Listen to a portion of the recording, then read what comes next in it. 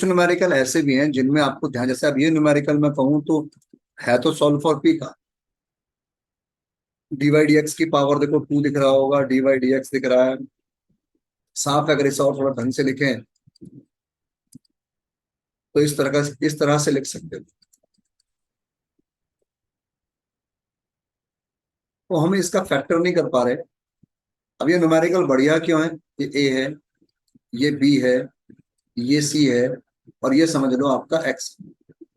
तो पी बराबर आपने लिखा माइनस का B plus minus B square minus 4ac/2 है। ये वो चीज आगे देखो। अभी तक आप जितने न्यूमेरिकल कर रहे थे इसमें वो फटाफट फटाफट इंटीग्रल हो रहे थे। अब ये इंटीग्रल तो होगा नहीं। ये जो फॉर्म है देखो, ये अपने आप में होमोजीनियस बन गई। अब जिसने पहले चैप्टर में होमोजीनियस किया उसको पता है होमोजीनियस कैसे बन गई। देखो, इसकी पावर 1, इसकी पावर 1, और अंडरवुड के अंदर स्क्वायर है, इसका मतलब इसकी पावर 1। हर टर्म की पावर सेम है, इसका मतलब ये होमोजीनियस। पहचान। फिर वर्किंग क्या थी इसकी, कि जब होमोजीनियस आता है तो y के बदले vx पुट करते हैं। इसे भी चेंज ऑफ वेरिएबल कहते हैं। तो y के बदले v रख दिया हमने, इसे बोलते हैं चेंज ऑफ वेरिएबल। लेकिन होमोजीनियस के नाम डाल दिया तो चेंज ऑफ वेरिएबल का शब्द गायब हो गया। ये सारे चेंज ऑफ वेरिएबल। y बराबर vx अप्लाई करते हैं, dy dx की वैल्यू पुट करते हैं, और पुट करने के बाद आप देखना x कट जाएगा और बड़े आराम से सेपरेट हो जाएगा। ये वैल्यू पुट की गई। इसके सॉल्यूशन को आप देखेंगे होमोजीनियस में जैसा करते थे आप, बिल्कुल सेम वही तरीका अपनाया गया है। और इस जगह पर अगर आप देखो तो x से x कट जाएगा, बड़े इजीली सेपरेट हो जाएगा। और सेपरेट होने के बाद अंडरवुड 1 - x² या a² - x² की वैल्यू साइन इनवर्स x/a होती है। कोई कहे सर यहाँ आपने प्लस माइनस क्यों ले लिया? अरे लॉग के आगे प्लस माइनस था तो सी के आगे भी ले ली, जिससे वो मर्ज हो जाए। ना लो, खाली प्लस का सी लिख दो, कोई दिक्कत थोड़ी ना। इतना मेंटेन भी नहीं करना आपने, और क्वेश्चन सॉल्व। लेकिन इस क्वेश्चन की यूएसपी क्या है? इस क्वेश्चन की यूएसपी है होमोजीनियस। हर सवाल में नहीं आने वाला, ध्यान रखें। इसीलिए कहता हूँ विविध तरह के सवाल करने से आदमी को कॉन्फिडेंस रहता है कि यार ये भी लगा सकते हैं, ये भी। वरना क्या होता है, एक फ्लो के काम करने से आदमी को कुछ नया मिल जाए तो वो घबराता है कि यार इसमें ये कैसे आ जाएगा, इसमें तो हमने कभी लगाया ही नहीं है। तो सब कुछ देख के रखिए, जिससे कि अगर पेपर में कुछ नया मिले तो आप उसका सारा आइडिया उसमें उड़ेल दें। पेपर में अगर कुछ नया मिले, बीएससी में ऐसा दिन आ नहीं रहा है कि हम ये माने कि जो मैं पढ़ा रहा हूँ, जो क्लास में पढ़ा रहे हैं, उससे अलग कुछ पेपर में आ जाए। अगर आ जाएगा तो क्या होगा? कुछ भी नहीं होंगे, वो सवाल ही तो होंगे वो भी। बस ये होगा कि आपने नहीं किए होंगे। क्वेश्चन नंबर 10 देखो, बड़ा जटिल दिख रहा है देखने में, लेकिन इसका फैक्टर हो रहा है। और फैक्टर होने के बाद दोनों को अलग अलग आपने रिप्रेजेंट किया, दोनों के सॉल्यूशन निकाले और कंबाइंड करके आंसर। और जो बात कल प्रज्ञा जी ने कही थी कि इसमें हमारे क्लास में 3 वाला भी कराया, वो 3 वाला ये रहा। तो सबसे पहली बात, पहचान। एक जमाने में कॉमेडियन आया था, पहचान कौन। तो पहचान पहले, तो सबसे पहले जरूरी। अगर मैं पहचानूंगा तभी मैं उसकी वर्किंग लगाऊंगा।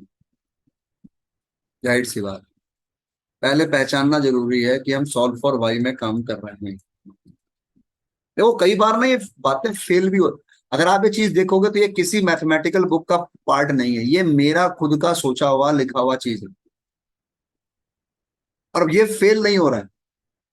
अगर ये कभी फेल हो भी जाए, क्योंकि भाई ऑथेंटिक तो मैं अपने आप को नहीं मान सकता कि मैं सही हूं, लेकिन ये कहीं फेल नहीं हो रहा है, इनकेस अगर कहीं होने लग जाए तो ऑप्शन हमारे पास और भी हैं। पहचान कभी कभी गलत भी हो जाती है, लेकिन अमूमन इतना कॉन्फिडेंस है कि वो हर बार काम कर जाएगी। तो मेरी अपनी पहचान है कि सवाल मुझे मिले तो मैं शुरू करूं फिर काटूं, शुरू करूं फिर काटूं। इसलिए पहले मैं ये काम करूं कि सही दिशा में चलूं। वो अलग बात है कि वो क्या परिणाम देगा, वो बात की बात है। तो पहली पहचान मेरी यह है कि इक्वेशन में y सिर्फ एक टर्म में होगा। कितनी अजीब सी लैंग्वेज लिखी है मैंने। इक्वेशन में y सिर्फ एक टर्म में होगा और पावर 1 होगी। नंबर एक। अगर एक्स वाई दोनों की पावर 1 हो तो वैसे सॉल्व फॉर एक्स भी कर सकते हैं, सॉल्व फॉर वाई, लेकिन मैं चाहूंगा आप सॉल्व फॉर वाई करें। अगर कोई इक्वेशन में y की पावर 1 और x की पावर 1 हो और y बराबर करके लिखा हो तो भी सॉल्व फॉर वाई करें। आप सोचोगे ये तीन बातें कहाँ से आई? ये तीन बातें सवाल को देखकर आई। मैंने यही कहा था, जरा सवाल देखोगे ना तो कोई तो आपका अपना फंडा होगा। और ऐसा कुछ नहीं है कि हर आदमी ये कहे कि मैं जो एक स्टैंडर्ड वे में काम करता हूँ। तो हमने क्या किया कि हमने सबसे पहले अपने क्वेश्चंस का एक अनु तरह से एक निरीक्षण करा। देखो ये सवाल आपके सामने लिखे हैं। क्वेश्चन नंबर 1 को देखो आप।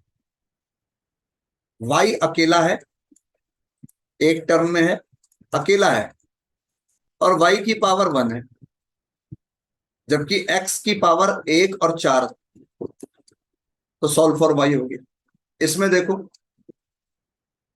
कोई कहे जी वाई और एक्स में दोनों की पावर 1 है, लेकिन देखो एक्स दो जगह है, नंबर 1 बात। और दूसरी बात मैंने कहा था अगर दोनों की पावर 1 हो तो सॉल्व फॉर वाई करो। फिर देखो तीसरा सवाल देखो, एक्स की एक्स दो जगह है, वाई एक जगह है, दोनों की पावर 1 है, लेकिन मैंने क्या कहा था अगर एक्स वाई दोनों की पावर 1 हो तो वाई बराबर करो, वाई सॉल्व फॉर वाई करो। अगले क्वेश्चन को देखो, एक्स क्यूब एक्स स्क्वायर और वाई, वाई अकेला है और वाई की पावर 1 है, सॉल्व फॉर वाई। फिर मैंने कहा था अगर वाई बराबर करके लिखा हो, देखो मैंने लिखा है वाई बराबर करके लिखा हो, वाई बराबर ये नीचे वाला स्टार, वाई बराबर करके लिखा हो, देखो बिल्कुल सेम वैसे ही लिखा है, इसी को कॉपी करके लिखा है। देखो मैंने वाई बराबर करके लिखा है कि दोनों की पावर 1 है, वाई की भी एक्स की भी। यहां तो देखो दोनों की पावर 1 है, दोनों अकेले हैं, जबकि ऊपर वाले में तो चलो एक्स दो जगह है तो संभव नहीं है, लेकिन नीचे वाले में तो कोई कहे ऐसा सॉल्व फॉर वाई भी कर सकते हैं, सॉल्व फॉर एक्स पंगा लेना चाहो तो सॉल्व फॉर एक्स से भी कर सकते हो, लेकिन सीधे रास्ते जाना है। अगर वाई बराबर करके लिखा है और वाई की पावर 1 है तो सॉल्व फॉर वाई।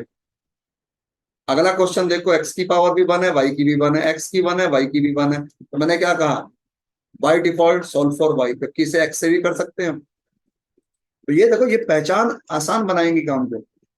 9वां सवाल देखो, वाई बराबर करके लिखा है, सॉल्व फॉर वाई। देखो ये सवाल में वाई की भी पावर 1 है, एक्स की भी 1 है, सॉल्व फॉर वाई। ये सवाल तो वाई बराबर ही लिखे हैं, और ध्यान से देखो क्वेश्चन नंबर 11 12 में तो एक्स ही नहीं है, एक्स ही नहीं है।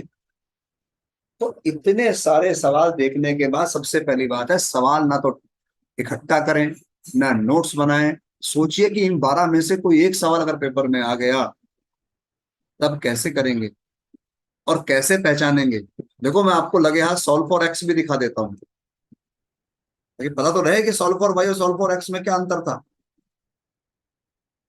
देखो जी भाई पेपर में क्या सवाल आया किसी को क्या पता।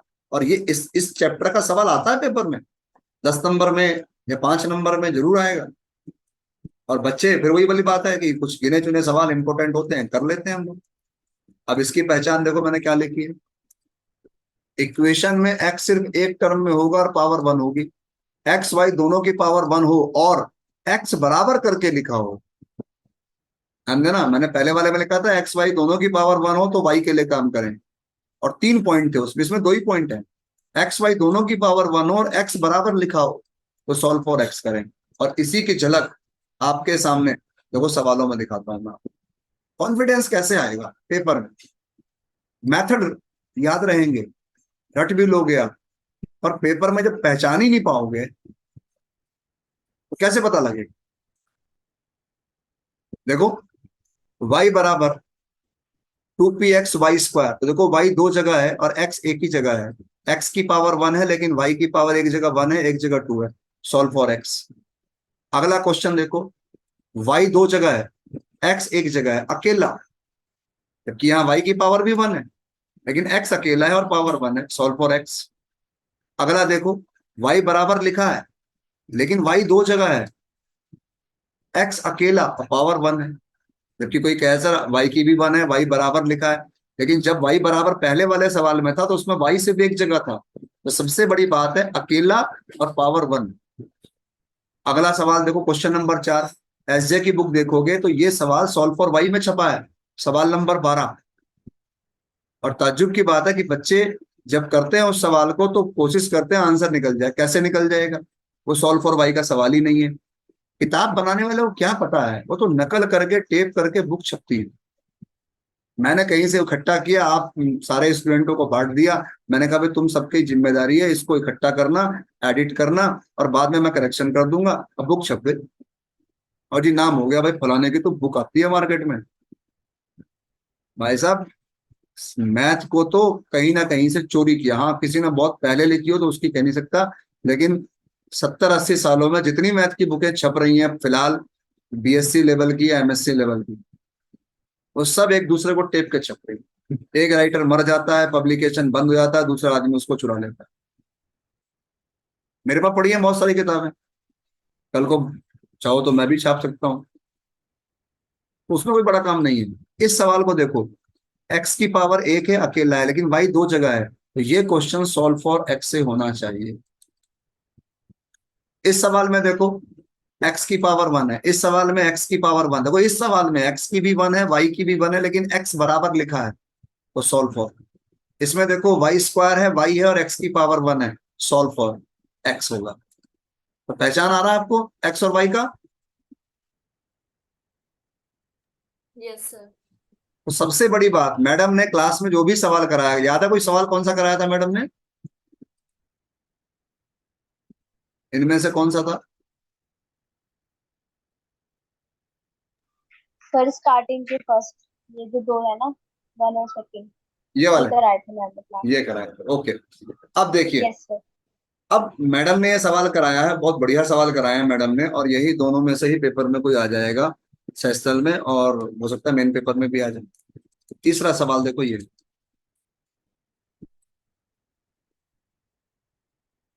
है क्वेश्चन। तो सबसे पहला प्रश्न आता है कि क्या मैं इसे सॉल्व फॉर पी से कर सकता हूं? ये भी सोचिए।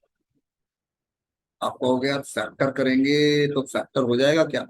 फैक्टर नहीं हो रहा तो क्या धराचार्य लगा दें? धराचार्य लगाने बैठे तो minus B plus minus B square minus 4ac, 4ac upon में 2a, और गौर करें p बराबर Y plus minus Y square minus X square upon में x। रख गया जी?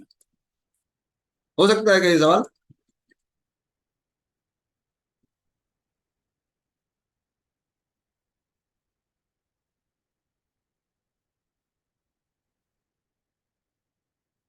Yes sir. ट्राई मार सकते हैं। It is homogeneous. देखो पावर वन और स्क्वायर अंडर रूट के अंदर है, पावर वन, ये होमोजीनियस है। y बराबर वी एक्स रखेंगे, और D Y upon D X बराबर v plus X G B upon D X रखेंगे। ये इक्वेशन नंबर 2 में रखेंगे, और रखने के बाद गौर करो, हमें, मैंने कहा ना, अगर बाई चांस कभी पेपर में सवाल मिल जाए और आपको अनुमान हो रहा है लेकिन मालूम नहीं पड़ रहा, तो सब कुछ ट्राई करोगे, लेकिन सब कुछ वही ट्राई कर सकता है जिसे सब कुछ पता होगा। जिस बंदे को बेचारे को कुछ पता ही नहीं है, तो सब कुछ क्या ट्राई करेगा? उसका तो भगवान ही मालिक है। देख लीजिए, वी से वी कट गया, और DV upon under root V square minus one, और डी एक्स अपॉन एक्स आगे। अब आपको इंटीग्रल करना, और इंटीग्रल करने के दौरान गौर करें, one upon under root x square minus a square into d x, under root x square plus a square into d x.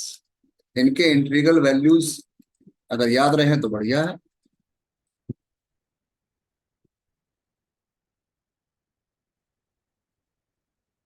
वैसे ये cos h inverse x upon a का इंटीग्रल होता है, ये साइन एच इनवर्स एक्स। कई properties हो सकती है। ये लॉग में आएगा, बराबर में लॉग में आएगा, लॉग से हटेगा, कैलकुलेशन करेंगे, मैनिपुलेट करेंगे, क्वेश्चन सॉल्व करेंगे। मतलब इस सवाल को अगर मैं दम लगाऊं तो मैं सॉल्व फॉर पी से भी कर सकता हूं, और अगर अटक जाएगा तो मैं छोड़ दूंगा। और हम लोग कैसा होता है, कभी भी नोटिस करो, हम लोग क्या करते हैं, सवाल पकड़ते हैं सीधा सही करते हैं काम, क्योंकि हमें पता होता है कि ये सवाल इस मेथड का है। बस यही चीज है जो हमें कमजोर बना रही है, क्योंकि हमारे दिमाग को मेहनत ही नहीं करनी पड़ी। जैसे मैडम ने सॉल्व फॉर वाई कराया, भाई भाई सॉल्व फॉर वाई में क्या होता है, देखो वर्किंग देखो, कितना बढ़िया गांधी जी के बंदर की तरह काम होता है। मैडम ने कहा होगा बेटे सॉल्व फॉर वाई जब आता है तो सारी टर्म को एक तरफ ले जाओ,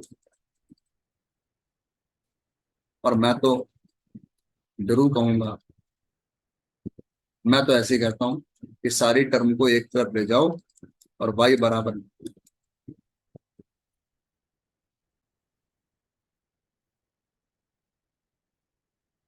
ये लिख दिया। फिर क्या करते हैं, फिर मैडम ने सिखाया होगा कि डिफरेंस, तो बच्चे ना इन्हें समझते हैं कि वाई बराबर ले गए, इसे समझना, इसे में क्या समझना है जी, जो वाई बराबर नहीं लिख पा रहा इसमें क्या समझाओगे और क्या पढ़ाओगे आप। मैं तो खाली इतना बोल दूं कि वाई बराबर लिखना है। अब आप वाई बराबर कैसे लिखते हो, सारी चीज को एक तरफ ले आके डिवाइड कर दिया, काट पीट कर दिया, हो गया वाई बराबर। इन चीजों को हम समझ रहे होते हैं क्लासेस में, इन चीजों को समझा रहे होते हैं, और बच्चों को लगता है पढ़ाई तो आसान है। पर उस महान बुद्धिमान को बताया जाए कि बेटे पहले तो पहचानना पड़ेगा तुझे, फिर तुझे वर्किंग याद करनी पड़ेगी, और फिर जो तू बैठा बैठा हाँ हाँ कर रहा है, ये डिफरेंशियल भी तुझे करना पड़ेगा खुद को।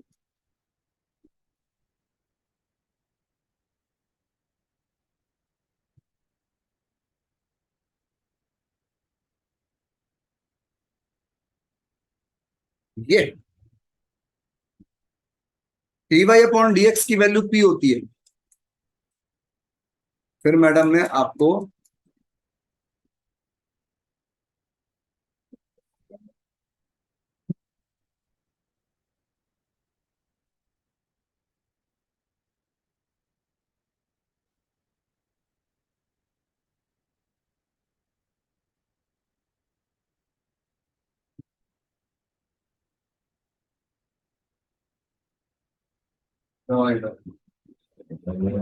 फिर आपको इस जगह पर इस तरह से लिख दिया।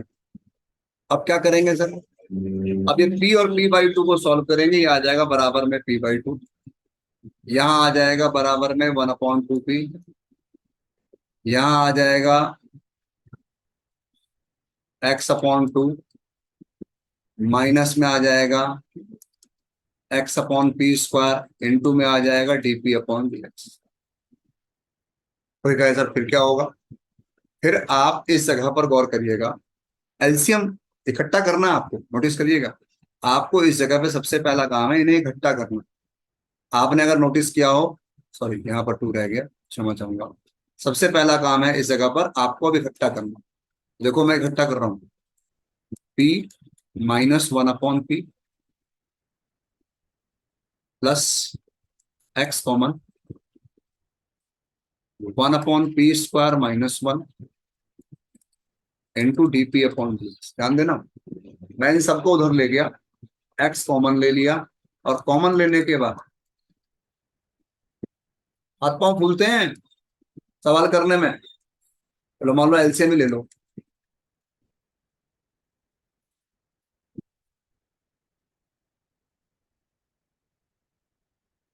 ये कॉमन कॉमन,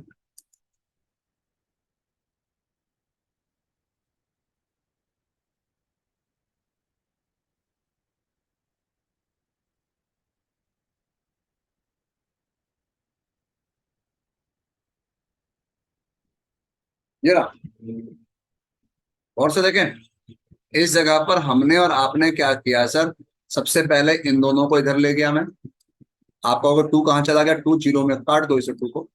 आपने P minus one upon P लिया, इसको मैं उधर ले गया, उसको ले आने के बाद गौर करें एक्स कॉमन लिया, इस जगह से गौर करें one upon P square minus one, LCM ले लिया आपके सामने मैंने, P P square minus one यहाँ है, वन माइनस पी स्क्वायर यहाँ है, one minus P square common लेंगे तो यहाँ नेगेटिव बचेगा, पी कॉमन ले लिया, माइनस वन इसीलिए आया, ये सब कुछ बाहर आ गया।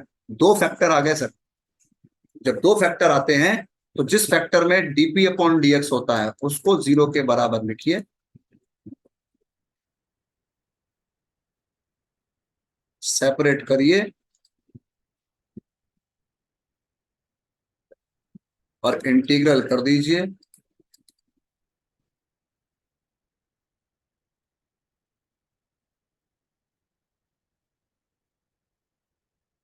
p अपॉन x बराबर c, p बराबर सी एक्स, और जो p आता है उसे पुट कर दीजिए इक्वेशन नंबर 1 में, और इक्वेशन नंबर 1 में रखेंगे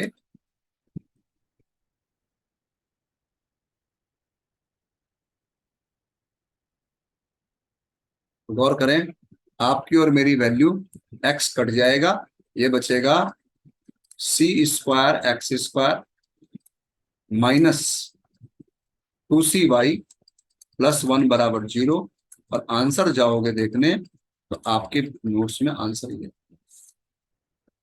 ऐसे कुछ कराया था क्या?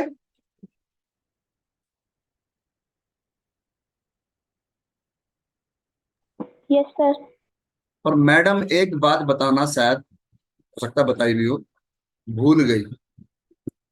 दो तरह के सवाल आते हैं, तो आप जरा मेरी वर्किंग पर ध्यान दीजिए। मैंने कहा ना दिन खराब चल रहे हैं मेरे, वरना इतना साल पढ़ाने के बाद आज कहीं एक स्टैचू बन जाना चाहिए था, पर लोग नाम तक ही भूल जाते हैं।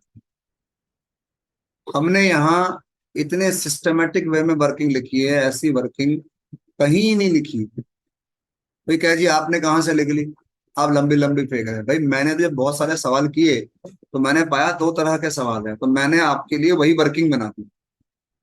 देख लो, सॉल्व फॉर वाई, पहला प्रश्न है पहचान, तो पहचान तो आप गए। पहचान जाने के बाद आपका काम है सर अब कि काम क्या करते हैं, तो सबसे पहला स्टेप, सबसे पहले वाई बराबर लिखिए पूरी इक्वेशन को। फिर दूसरा स्टेप, डिफरेंशिएट करिए विद रिस्पेक्ट टू एक्स। और ध्यान रखिए यहां पर दो तरह के सवाल होंगे। डिफरेंशियल करने के बाद या तो फैक्टर होगा या फैक्टर नहीं होगा, बताया था मैडम ने।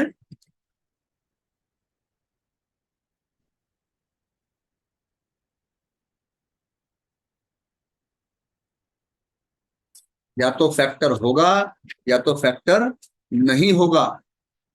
अगर फैक्टर होगा तो उस फैक्टर को लीजिए जिसमें डीपी अपॉन डीएक्स हो, बिल्कुल अभी वैसे ही किया देखो हमने, और इंटीग्रेट करिए, पी बराबर निकालिए, और उसको इक्वेशन 1 में रख के पी को रिमूव कर दीजिए, आंसर आ गया। बिल्कुल यही काम अभी थोड़ी देर पहले हमने किया। लेकिन वर्किंग और सवाल में अंतर होता है। अब सवाल तो भाई कैलकुलेशन करवाएगा आपसे, आपको आप देखना है वो, देख लो मैंने वही काम तो किया। मैंने क्या किया, सबसे पहले मैंने वाई बराबर लिखा, फिर मैंने क्या किया, डिफरेंशियल किया, फिर मैंने क्या किया, फैक्टर किया। अब इतना क्या आसान कहना कि फैक्टर किया, फैक्टर दो कितना लंबा हुआ। फैक्टर करने के बाद जो फैक्टर आए हैं उनमें जिस फैक्टर में डीपी अपॉन डीएक्स है उसको 0 के बराबर रखा, उसको मतलब इंटीग्रेट किया। हमने p बराबर निकाला x में, और p बराबर x में निकाल के इक्वेशन 1 में रखा और p को एलिमिनेट कर दिया। दैट्स ऑल, हमारा आंसर आ गया। जबकि वहां 3 लाइनों में लिखी है ये बात। हो गया क्वेश्चन, देखो इजीली, कोई दिक्कत नहीं है। लेकिन कुछ सवाल ऐसे भी होते हैं जिनमें फैक्टर नहीं होता है, जैसे कि मैं आपको दिखाऊं क्वेश्चन नंबर 7, ये नोट्स में सॉल्व नहीं है, मैं करके बता रहा हूं। एक्स माइनस वाई पी बराबर में ए पी स्क्वायर। तो मैंने क्या कहा, सबसे पहला काम आपने करना है, आपको पूरी इक्वेशन को वाई बराबर लिखना। बस एक रास्ता पकड़ लीजिए, ये। फिर मैंने क्या कहा कि भाई आपको डिफरेंशिएट करना है विद रिस्पेक्ट टू एक्स के, आपको डिफरेंशिएट करना है विद रिस्पेक्ट टू एक्स के। आपने मेरे अनुसार इस कार्य को किया। आपने कहा भाई कह रहा है, बुजुर्ग आदमी है, मान लो इसकी बात। तो मेरे बालों की सफेदी में मत जाइए, मैं इतना बुजुर्ग नहीं हूं कि मैं अपनी बात ना मनवा सकूं। एक्स अपॉन पी, 1/p आ गया, और इस जगह पर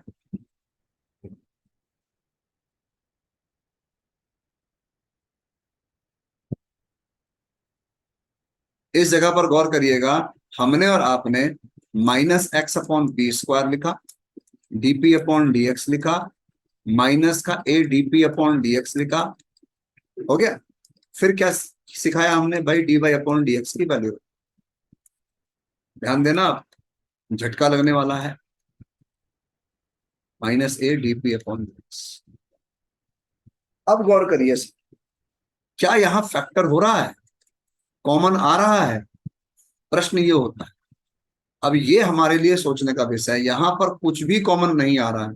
अगर आप देखें तो ये p minus one upon P हो जाएगा, ये माइनस का x upon P square plus का a D P upon D x. देखो कोई भी फैक्टर कॉमन नहीं है यहाँ पर। नो फैक्टर वाली कंडीशन आ गई। तो नो फैक्टर वाली कंडीशन में क्या सिखाया मैंने नोट्स में? मैंने कहा ये फॉर्म बनेगी।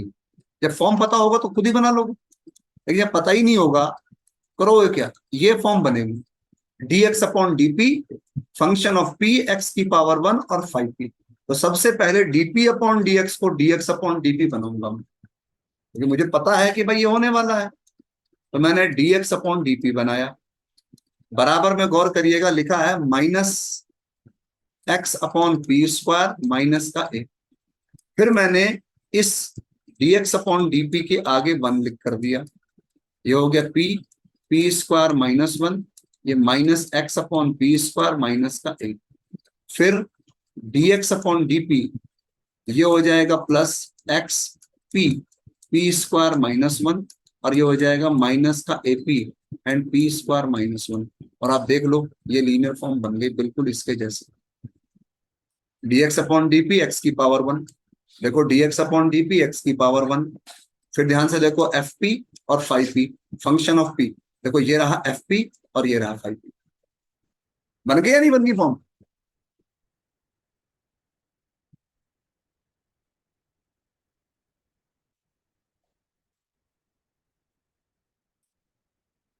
हमने D X upon D Y plus P X बराबर क्यू किया था, बस फर्क इतना है कि यहाँ y के बदले p आ गया, ध्यान दीजिए। और यहां पर फंक्शन ऑफ p और q फंक्शन ऑफ p हो जाएंगे, बस इतना अंतर आ गया, वही फॉर्म बन गई। अब क्या करेंगे? सबसे पहला काम है इंटीग्रेटिंग फैक्टर, लीनियर फॉर्म बन गई।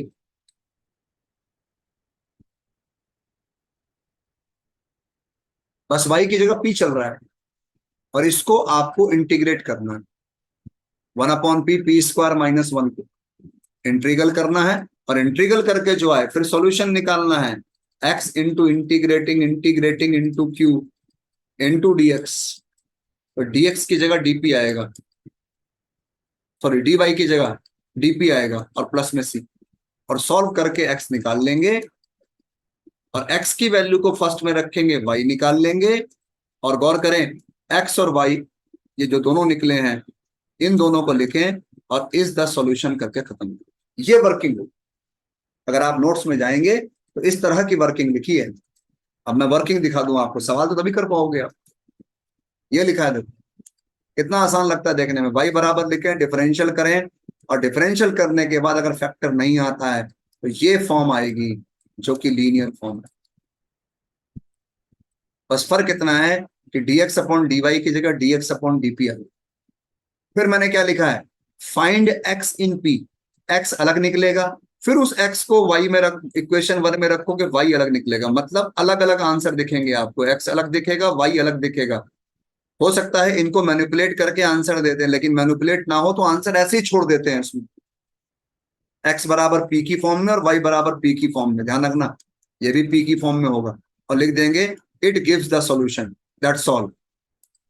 मैं एक सवाल के दर्शन करा दूं आपको, लगे यार जल्दी जल्दी फटाफट, ताकि मैं फिर इस मेथड के बात कर पाऊं। देखिए क्वेश्चन नंबर 6, और से देखिए हमने क्या करा सर, y बराबर गिवन था, हमने सबसे पहले डिफरेंशिएट किया, डी बाई डी एक्स की वैल्यू रखी, और गौर करें यहां पर कोई फैक्टर नहीं बन पाया। तो हमें यह पता है ना कि क्या बनना है, हमें पता है कि डी एक्स अपॉन डीपी बनना है। यहां पर गौर करें function of p into x बनना है, बराबर में फंक्शन ऑफ p आना है। इसीलिए देखो डीपी अपॉन डी एक्स को हमने तुरंत कॉमन ले लिया, डीपी अपॉन डी एक्स को हमने डी एक्स अपॉन डीपी कर दिया, p को डिवाइड कर दिया, और डिवाइड करने के बाद ध्यान से देखो इसको, और ध्यान से याद करो इस फॉर्म को, D X upon D Y plus function of y बराबर में फंक्शन ऑफ y।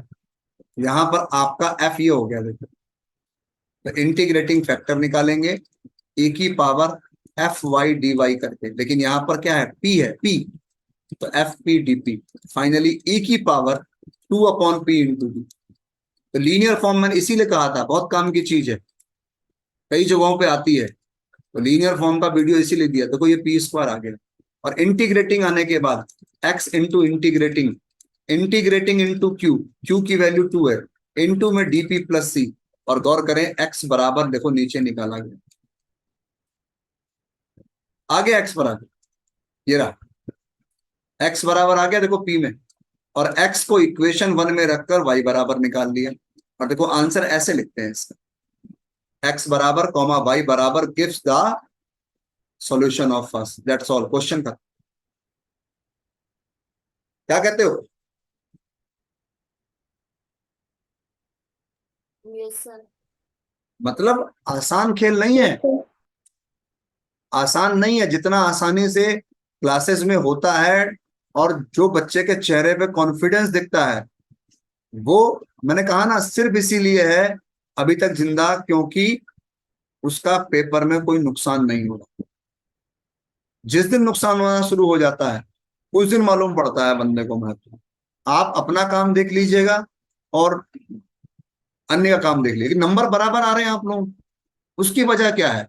उसकी वजह यह है कि जितना उनको सिखाया गया है उतना ही पेपर में आ रहा है, इसलिए नंबर बराबर है। इसका मतलब ये कतई नहीं है कि जो आपके पास नॉलेज है वो उनके नॉलेज के इक्वल है। नंबर मैटर नहीं करता बुद्धिमानी का, वरना हर टीचर टॉपर होता, हर कोच बढ़िया प्लेयर होता। ऐसा बिल्कुल मत सोचिएगा कि टॉप कर लिया नंबर ले आए इसका मतलब वो कुछ भी पढ़ा सकता है, किसी को भी ना ही पढ़ा सकता हो, किसी को नहीं कर सकता हो काम। वो अपने लिए सक्षम हुआ और पेपर और दिन अच्छा था उसका, वो 10 सवाल उसके हिसाब से आ गए, उसके नंबर 100 में से 100 आ गए। हैं हमारे पास 2-3 बच्चे, उनके लगभग लगभग 3 सेमेस्टर से 95+ आ रहे हैं, एक बार तो 100 में से 100 भी आया मुकुल के। इसका मतलब ये कतई नहीं कि बहुत होशियार है, सवाल ऐसे ऐसे पूछते हैं कि बेवकूफ, मतलब बेवकूफ बच्चा भी नहीं पूछता। दिन बढ़िया चल रहे हैं। तो आपका आज का जो होमवर्क है वो सिर्फ इस बात का है कि हम लोगों ने सॉल्व फॉर वाई में काम क्या करना है। सॉल्व फॉर वाई में ये काम करना है, सबसे पहले तो पहचानना, उसके बाद डिफरेंशियल करके वाई बराबर लिखकर करने पर दो तरह की बातें आएंगी, फैक्टर या नो फैक्टर। फैक्टर आएगा तो क्या होगा, और फैक्टर नहीं आएगा तो ये फॉर्म बनेगी, इसके अलावा कुछ बनेगा ही नहीं। और x बराबर निकालेंगे, उसको पुट करेंगे फर्स्ट में, y बराबर निकालेंगे और क्वेश्चन खत्म। तो क्वेश्चन नंबर 6, 7, 8 को देखिए, क्वेश्चन नंबर 1 से 6, 1 से 5 को देखिए, तो दोनों मेथड आपको क्लियर हो जाएंगे। कल मैं थोड़ा सा इसके बारे में और चर्चा कर लूंगा, लेकिन आज आपके लिए होमवर्क दे रहा हूं, सॉल्व फॉर वाई। जितने सवाल मैंने किए हैं उनको पढ़िए, उनको समझिए, उनकी कैलकुलेशन